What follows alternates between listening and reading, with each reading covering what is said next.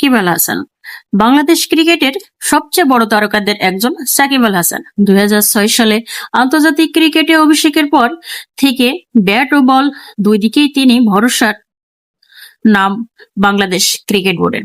বাঁহাতি ব্যাটার ও বাঁহাতি spinner allrounder হিসাবে তিনি বহু ম্যাচ জয় করিয়েছেন। টেস্টে 4,600-এর বেশি রান আর 246 উইকেট, ওডিআইতে 7,500-এর বেশি রান আর অসংখ্য উইকেট। সাকিব একমাত্র বাংলাদেশে যিনি আইসিসির প্রায় সব অলরাউন্ডার র্যাঙ্কিংয়ে দীর্ঘদিন ধরে 1 নম্বরে ছিলেন। 2019 বিশ্বকাপে 606 রান আর 11টি উইকেট নিয়ে বিশ্ব ক্রিকেটকে তাক লাগিয়ে দেন তিনি। তবে সাফল্যের পাশাপাশি বিতর্কও এসেছে।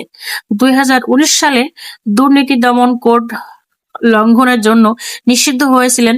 সম্প্রতি বোলিং অ্যাকশন নিয়েও প্রশ্ন উঠেছে, যা এখন ক্লিয়ার হয়েছে নতুন করে পরীক্ষা দিয়ে। মাঠের বাইরেও সংসদ সদস্য হওয়া ও বিভিন্ন বিষয় তার ভূমিকা আলোচনায় থাকে। সবকিছু মিলিয়ে সাকিব আল হাসান আজও বাংলাদেশ ক্রিকেটের সবচেয়ে বড় প্রতীক।